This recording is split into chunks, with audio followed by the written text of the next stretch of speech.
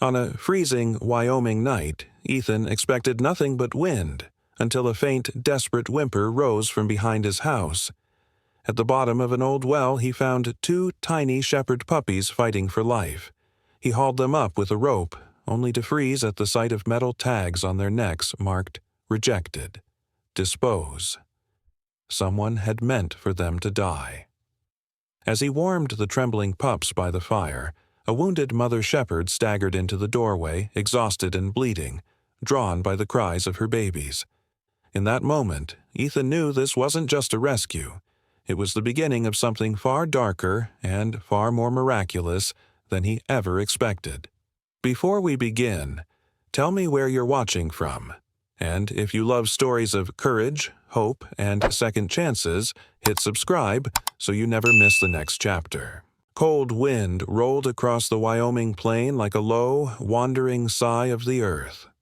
As the fading light stained the sky with the last touch of amber, Ethan Callahan, a 48-year-old veteran with a square jaw lined by weary stubble and eyes the color of storm-washed steel, stepped into his backyard to check the fence.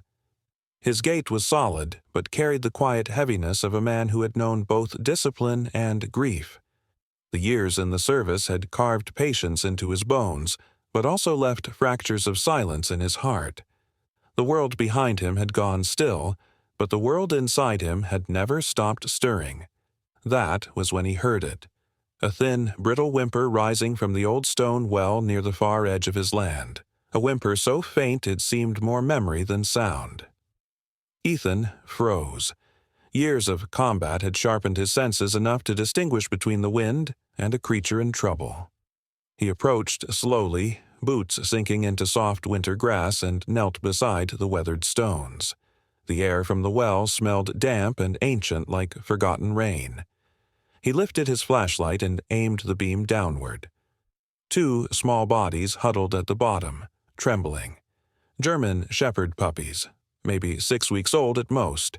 One sable with oversized paws and soft tan eyebrows, the other black-coated with a tiny scar above its left eye. Their fur was matted with mud, their ribs visible, their eyes reflecting fear and bewilderment as if the world had betrayed them far too early. Ethan's chest tightened. Something about the way they clung to each other reminded him of the young recruits he once pulled from collapsed trenches overseas. Fragile, cold, desperate to live. "Easy, little ones," he murmured, lowering the flashlight so it wouldn't blind them.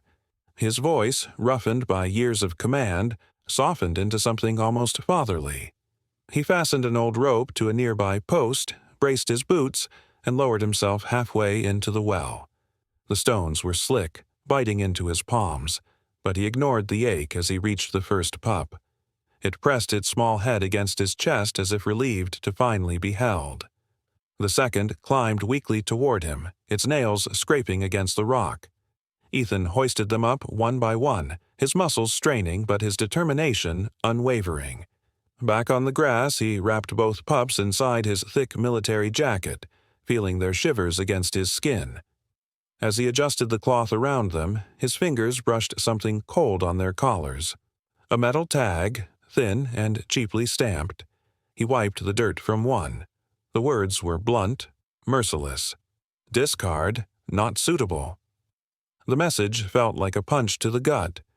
Ethan stared at the tags, jaw tightening, a slow burn rising in his chest. Not just anger, but a familiar ache he thought he had buried. He knew the look of the rejected. He had seen it in orphans during war, in wounded soldiers left behind by bureaucracy, and sometimes in the mirror during his worst nights. "You're safe now," he whispered, though uncertainty gnawed at the back of his mind. It was then that footsteps sounded behind him, slow, uneven, crunching in the dry grass. Henry Blake, his 72-year-old neighbor, approached with the cautious gait of a man whose joints argued with him daily. Henry was tall but wiry, with silver hair sticking out from under a frayed wool hat and a face lined with deep-cut wrinkles that told stories he rarely spoke aloud. Despite his age, his blue eyes were sharp, too sharp sometimes, like someone who watched the world harder than he should. He leaned on his carved wooden cane, stopping beside Ethan. "Thought I heard something," Henry said, voice carrying the slight rasp of habitual solitude. Then he saw the pups, and his brows drew together. "Ah, hell. Someone really did this?" Ethan shifted the puppies closer to his chest. "Found them down the well." Henry pressed his lips into a thin line, the kind he wore when he was holding back something unpleasant. "Ethan, I didn't want to bother you last night, but I should have said something sooner." He exhaled, fogging the cold air. "I saw trucks. 3 of them. Big ones, the kind used for livestock. Covered up, no plates. Drove straight into the woods behind your property." Ethan looked up sharply. "What time?" "Around midnight," Henry said. "No lights on. Not a sound except the engines. I didn't get close. Something about them felt wrong." The word lingered between them, heavy and unsettling. Ethan's heartbeat slowed, deepened, an old instinct waking. Things that moved in the dark without wanting to be seen rarely meant anything good. He looked down at the puppies again, their tiny faces pressed against his chest, seeking warmth, safety, life. "You think it's connected?" he asked quietly. Henry nodded without hesitation. "Son, those weren't the kind of trucks a decent man drives." A silence settled over the yard, broken only by the trembling breath of the puppies beneath Ethan's jacket. He felt their fragile weight, and with it the first pull of something larger, something dark curling at the edge of the woods. A decision began forming in his mind. A quiet vow born from instinct, from duty, and from the remnants of a soldier's heart that refused to look away from the helpless. "Whatever's out there," Ethan murmured, "it won't get them again." The wind swept across the field, carrying the faint scent of pine and something colder, like unanswered questions drifting through the trees. Ethan held the pups tighter, unaware that this small act of rescue would draw him into a shadow far deeper than he ever expected. And somewhere deep in the woods behind his home, something stirred. Snow drifted across the Wyoming night like pale ash scattered by an unseen hand, soft yet heavy, muting every sound except the faint, frantic scratching at Ethan Callahan's front porch. Still holding the 2 puppies against his chest beneath the fold of his jacket, Ethan opened the door and froze as a shape staggered forward into the glow of his porch light. It was a German shepherd mother, older than her pups, but still young, maybe 4 years old, with a coat meant to be thick and proud but now patchy, blood stiffened and clinging to her gaunt frame. Her ribs pressed sharply against her skin, one hind leg dragged as though torn by razor wire. Frost clung to her whiskers like crystal tears. Yet her eyes, one a warm amber, the other a deeper brown, blazed with the desperate intelligence of a mother who had walked through hell for the faint hope that her children still lived. The moment Ethan reached his hand toward her, her strength finally gave way, and she collapsed into his arms. He caught her gently, lowering to his knees as the 2 puppies squirmed weakly inside his coat. The shepherd mother pressed her muzzle against the jacket, inhaling the scent of her young before releasing a shaking breath that trembled through her entire body. Ethan felt something in his chest tighten, not sharp like grief, but aching like recognition. "Easy, girl. You're home now," he whispered. Then, without knowing why, he added softly, "From now on, your name is Luna." As if understanding, her torn ears twitched. Just slightly, but enough. Ethan didn't waste another second. He bundled Luna into his old truck alongside her pups and drove through the snow-thickened night toward the only person he trusted with something this fragile. Sarah Donovan. Sarah lived 5 miles down the road in a small but meticulously kept ranch house. She was a woman in her late 30s with a compact build shaped by years lifting medical equipment and injured animals. Her short, dark hair was streaked with silver, not from age but from the sandstorms of Afghanistan, where she had served as a military veterinarian. Her hazel eyes, sharp yet kind, carried a permanent heaviness, echoes of service members and service dogs she had patched together and the ones she had not been able to. She opened the door before Ethan even knocked. "I saw your headlights," she said, breath misting in the cold. But when she saw Luna, her expression shifted instantly from greeting to urgent focus. Inside, her home smelled faintly of antiseptic and chamomile. Medical supplies were arranged neatly beside crates and blankets. Sarah moved with quick, efficient precision, the kind forged under battlefield pressure. "Lay her here," she ordered, pointing to a padded examination table. Ethan obeyed while the puppies whimpered softly, crawling toward Luna's scent. Sarah examined the mother dog, running gentle fingers along the scars, the bruising, the injection marks. There were at least 5 puncture sites hidden under her fur, all consistent with controlled chemical dosing. Luna's gums were slightly discolored, her heartbeat irregular but determined. "This isn't abuse," Sarah murmured, voice darkening. "This is conditioning." Ethan's jaw tightened. "Like military work?" "Like military work," she echoed, "but not the kind anyone should be doing now."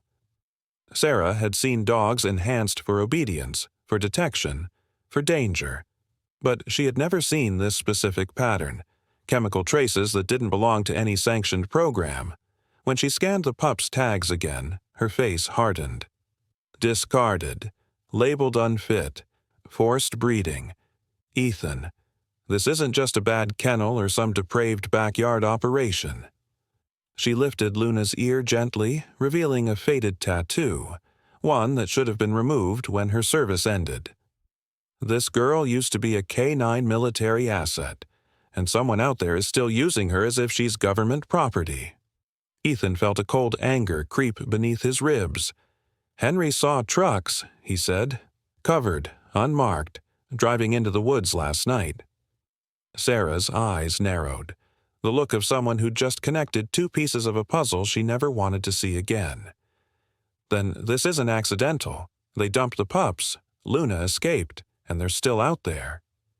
The room fell silent except for Luna's labored breathing. Ethan looked at her, weak but alive, and then at the 2 pups who pressed themselves against her fur as if afraid the world might take her again.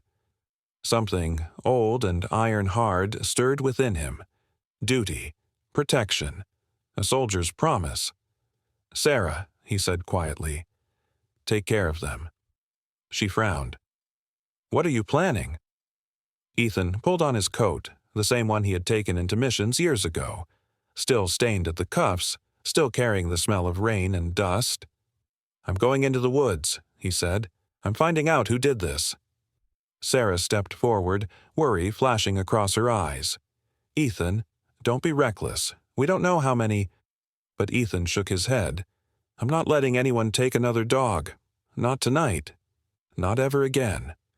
Sarah hesitated, then placed a hand on Luna's head. "Just come back alive. They'll need you." As Ethan opened the door, cold wind swept in, carrying the distant scent of pine and secrets. Behind him, Luna let out a faint whine, half plea, half blessing. Ethan didn't look back. The darkness was waiting, and he stepped straight into it. The forest swallowed Ethan Callahan whole as he moved deeper beneath the interlaced canopy of pines, their branches heavy with snow that drifted down like powdered bone. The cold pressed against his skin, but Ethan's focus cut through it. Years of navigating combat zones had taught him to read the ground like a map, and tonight every indentation, every broken twig became a trail of breadcrumbs leading toward an answer he feared he already knew. The tire tracks Henry had described were faint but present, compressed lines heading north, toward an area of forest that locals rarely visited. No cabins, no hunters, no footpaths, just wilderness, too silent for its own good. Ethan walked for nearly an hour before the trees opened onto a clearing. There, half buried beneath snow and shadows, stood a structure that did not belong in the middle of nowhere. At first glance it looked like an old warehouse, its tin roof rusted, boards splintered, windows blackened by time. But the sharp angles and reinforced side panels told another story. This wasn't neglect. This was camouflage. Ethan approached cautiously, scanning the area. No footprints, no smoke, no signs of recent human movement. But the tracks led directly to the doors, which were chained loosely with a padlock too clean to match the building's decay. Someone wanted it to look abandoned, to everyone except those who knew its true purpose. Ethan crouched, pulled a slender multi-tool from his coat, and silently picked the lock. The metal sighed open. Inside, the air struck him with a sterile, chemical scent, the unmistakable bite of antiseptics and experimental compounds. His flashlight swept across the room, revealing the truth piece by piece. Rows of iron cages, stacked in messy formation, some bent and claw-marked, others with straps dangling from inside as though something had been restrained far too tightly. A cabinet of syringes, each labeled with faded codes and chemical notations Ethan didn't recognize. Binders, some half-burned in metal bins, their pages curled and blackened but still displaying fragments of gene sequences, injection schedules, behavioral notes. He flipped one open and found a list on the final page, rows of numbers beside short, cold phrases. Batch 9, discarded. Batch 11, unstable. Batch 13, elimination required. At the far end of the room, a monitor glowed faintly as if the power had been interrupted mid-process. Ethan tapped the surface and the display flickered awake, revealing a single open file. Bear. Primary breeding asset. A photo accompanied the text, a German shepherd with bright amber eyes and a coat once full and regal. A dog who had known training, hardship, and obedience. A dog whose spirit had not yet been broken. A dog who now slept under Sarah's blanket and twitched when someone whispered her new name. Luna. Ethan felt the swell of anger rise, slow, coiled, the kind veterans carry when they see innocence forced into violence. Taking out his phone, he documented everything: the cages, the files, the burned notes, the screen. Evidence. Someone would have to answer for this, and someone would try to stop him from bringing it to light. He turned to leave. The moment he stepped into the clearing again, the wind felt wrong. Too sharp, too aware. Instinct screamed. He broke into a sprint, boots pounding against snow and fallen pine needles. The journey back felt twice as long, his breath forming clouds that trailed behind him like ghosts. When he finally reached the tree line overlooking his cabin, Ethan skidded to a halt. The porch light was still on. He always left it for Luna's sake, even if she wasn't home. But now, 3 dark figures stood in the yard, their silhouettes rigid and predatory against the glow. A 4th shape kneeled near the porch rail. Henry Blake, bound with rope, a cloth tied around his mouth. One of the intruders grabbed him by the collar, yanking his frail body upward. The man holding Henry was tall and broad-shouldered, with a shaved head and thick beard peppered gray. His eyes, visible beneath his hood, were pitiless. A hard, flat blue that suggested a lifetime of following orders without conscience. His black tactical jacket strained at the seams over dense muscle, suggesting someone who built power not in gyms, but in fields of violence. Ethan recognized the type instantly. Mercenary, enforcer, someone who punished without questioning. The man barked out, voice gravelly and coarse, "Bring out the dog. Bear belongs to us." Ethan stepped from the tree line, raising his hands in a controlled gesture of non-threat but keeping his distance. "Her name isn't Bear," he said, voice steady, "and she doesn't belong to any of you." The mercenary's head snapped toward him. "Callahan," he growled as if the name itself tasted sour. "We know you were at the site. You're going to hand the dog over, or the old man bleeds out in the snow." Henry's eyes, though fearful, burned with warning, a silent plea telling Ethan not to comply. Ethan's pulse hammered, but his mind moved like the soldier he once was. He slid subtly to the right, putting his body between the mercenaries and the forest line, forcing them to shift their stance. He counted their weapons, their position, the snow depth. He had seconds to act. Ethan lunged. He slammed into the nearest intruder, sending them both crashing into the porch steps.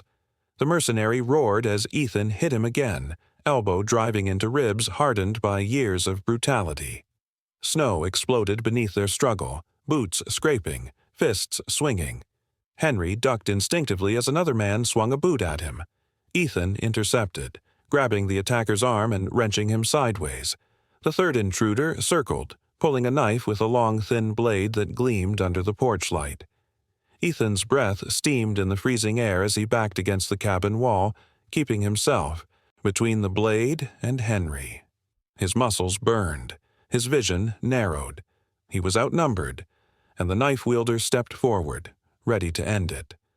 The cold night held its breath. Ethan braced himself, knowing he couldn't hold them back much longer. The blade flashed again, catching the faint porch light as the knife-wielding mercenary advanced. Ethan Callahan pressed his back against the cabin wall, breath sharp in the icy air. His muscles trembled with exhaustion, and the cold bit into his fingers like tiny needles, but he braced himself for one final move, though he already knew he would be too slow. Then the night shattered. A single, fierce bark ripped through the wind, a sound raw with fury, instinct, and a mother's will to protect. Luna burst out of the shadows like a streak of living fire, despite her still healing wounds. Her once tattered coat now showed patches of cleaner, brushed fur from Sarah's earlier care, though the scars across her flank and shoulder remained stark against the pale strands. Her eyes, one amber, one deep brown, were blazing with a focused rage Ethan had only ever seen in cornered soldiers. She hit the mercenary leader with full force. He staggered backward, crashing into the snow with a grunt, arms flailing as Luna's jaws clamped around his forearm, driving him off balance. Ethan didn't waste the opening. He lunged toward the knife-wielder, grabbing the attacker's wrist with a force revived by adrenaline and twisting sharply. The mercenary yelped as the blade clattered into the snow, and Ethan rammed his knee into the man's ribs, knocking the breath from his lungs. Luna snarled, teeth bared, her body low and protective just inches from Henry Blake, who sat tied and trembling, though his sharp blue eyes still held defiance. Before Ethan could subdue the last attacker, a new voice tore into the chaos from the tree line behind the cabin. "Police! Drop your weapons!" The shout came from Sarah Donovan, her silhouette framed against the beam of a flashlight. She sprinted toward them, snow bursting under her boots. Sarah's short dark hair was tucked beneath a thick winter cap, her compact frame wrapped inside an oversized medic coat. Her hazel eyes, usually calm with medical focus, now burned with urgency and fear. A police radio was clenched in her left hand. In her right, she carried a flashlight heavy enough to double as a weapon. She didn't hesitate. "Dispatch, officer down location at Callahan Cabin," she yelled into the radio. "Send units, now!" The mercenary leader tried to rise, but Luna lunged again, pinning him with a guttural growl that vibrated through the frozen air. Ethan kicked the discarded knife far out of reach, then moved swiftly to free Henry, slicing the rope with the attacker's fallen blade. Henry coughed once as the gag came off, his breath steaming in the cold. His wrinkled face was pale but determined, and when he looked up at Ethan, his voice shook with both relief and fire. "I knew you'd come back, son, but I hoped you'd bring more bullets." Ethan gave a short, breathless laugh. "Working on it." Before any of them could speak again, an approaching roar rose through the forest like thunder, rolling over ice. Then the clearing exploded with color, red and blue lights flashing, slicing through the dying storm. Tire chains clattered. Boots hit the ground. Within seconds, 4 patrol vehicles surrounded the cabin from different angles, their headlights illuminating the white landscape like a celestial spotlight. Snow reflected the flashing colors, turning the woods into a surreal battlefield of crimson and sapphire. Sheriff Dana Whitmore emerged first, an athletic woman in her 50s with stern gray eyes and a long ash-brown braid hanging over one shoulder. Her presence always carried the weight of someone who had commanded for decades without ever raising her voice. Behind her came 2 deputies, a lean young man with freckles named Deputy Ellis Ward, and a broad-shouldered Native American officer, Deputy Raymond Greer, whose calm demeanor belied his strength. "On the ground!" Sheriff Whitmore barked. The remaining mercenaries dropped their weapons instantly. Officers swarmed the clearing, securing the men with zip ties while Greer radioed for backup and transport units. The leader, pinned under Luna, tried a final struggle until Sarah approached, gently touching Luna's shoulder. The dog hesitated for the briefest second, her breath ragged, her body trembling. Yet when she stepped aside, she kept her fangs bared toward the man, ready to strike if needed. Ethan knelt beside Luna, checking her paws and ribs. "Easy, girl. You did good." Luna nuzzled his hand weakly, but her eyes stayed locked on the mercenaries, refusing to let her guard down. Sarah exhaled shakily, adrenaline still coursing through her. She placed a steady hand on Ethan's shoulder, warm despite the cold. "Ethan," she murmured, "you found your answers." Her gaze swept over the captured mercenaries, then toward the dark path leading back into the woods. "But you also saved more lives tonight than just Henry's, and far more than those pups." Ethan didn't respond at first. He simply looked at Luna, chest rising and falling in exhausted rhythm, her battered body curled protectively near the old man she saved and the soldier who saved her first.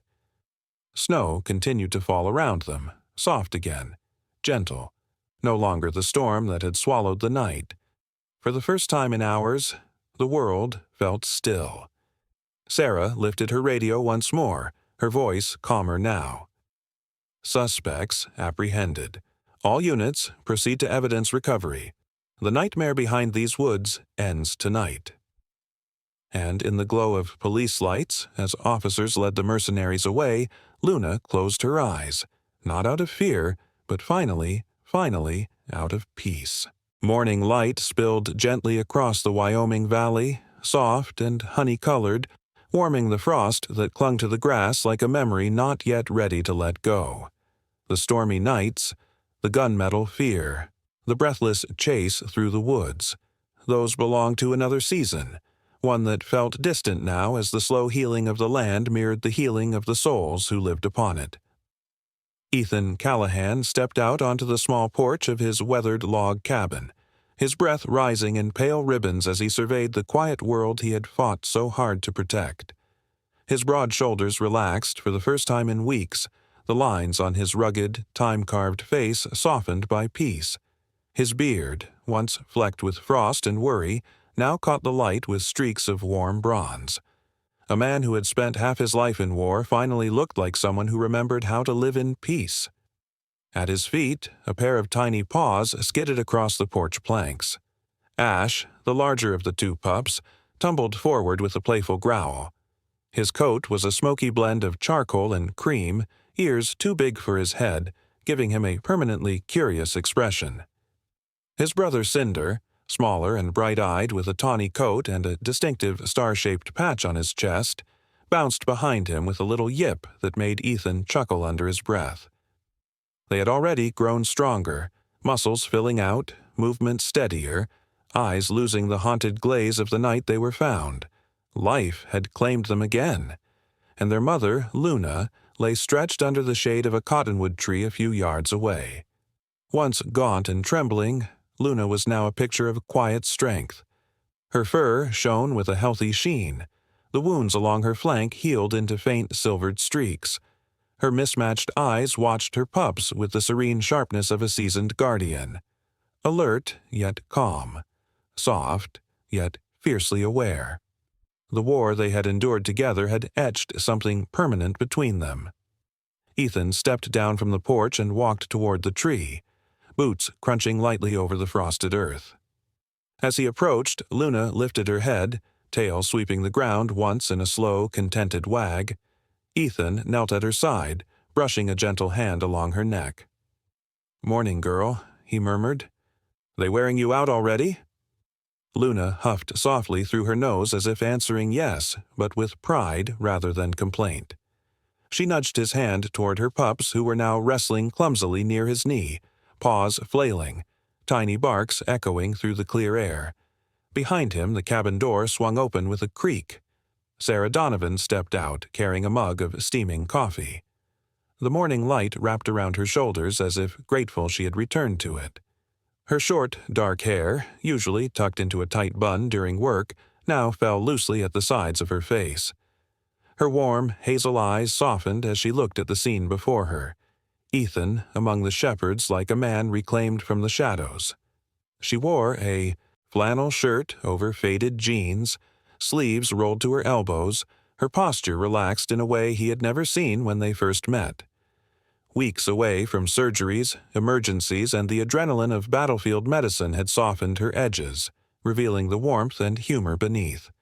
A faint hint of flour dusted her shirt, evidence of her ongoing battle with Ethan's stubborn old oven, which she insisted she would fix or tame, whichever loses first. She walked toward him, the mug warming her hands. "They're already plotting to chew through your new boots," she teased. Ethan smirked. "Then they've got good taste." Sarah handed him the mug before settling into the grass beside Luna. The big shepherd shifted, resting her head on Sarah's lap in quiet acceptance. Sarah stroked her gently, her brow softening with affection. "She's healing beautifully," Sarah said. "All three of them are." "Thanks to you," Ethan replied quietly. Sarah shook her head. "Thanks to their will to survive, and yours." A rustling sound came from behind the oak fence at the edge of the property. Henry Blake appeared, carrying a freshly carved wooden sign in his aged but steady hands. Henry's wiry frame was wrapped in an old denim jacket lined with sheepskin, and his white beard, thick and stubborn, framed a face weathered by decades of wind, labor, and loss. Despite his creaking knees, his steps were firm. Despite the scars of the past, his blue eyes sparkled with something like pride. "Brought the final piece," Henry said, lifting the carved sign for them to see. The wood gleamed where he'd polished it, letters etched deep and deliberate. "A place where every soul finds its way home." Sarah's breath caught. Ethan rose slowly, almost reverently, brushing his hand across the carved letters. "It's perfect," he said. "Just like you asked," Henry replied, though his voice carried a tremor of emotion he didn't bother to hide. Ethan mounted the sign on the fence, his movements measured, almost ceremonial. When he stepped back, the sunlight hit the wood, illuminating it with a warm glow, as though the land itself approved. Ash and Cinder raced toward the fence, sniffing around the new sign with frantic puppy curiosity before bounding back across the yard. Luna watched them with a low, contented rumble in her throat. Sarah leaned her head lightly against Ethan's shoulder as they took in the scene. The newly fenced yard, the sealed well, the safe land, the recovering family of shepherds. For the first time in years, Ethan felt the quiet warmth of belonging settle into his chest, not sharp like hope, but steady like truth. "You saved them," Sarah whispered. Ethan shook his head. "No. They saved me." Luna lifted her head and pressed her muzzle gently into his hand as if agreeing. And there, wrapped in the hush of morning, beneath the golden wash of dawn, they all felt it. Not the end of a long struggle, but the beginning of a peaceful life finally earned.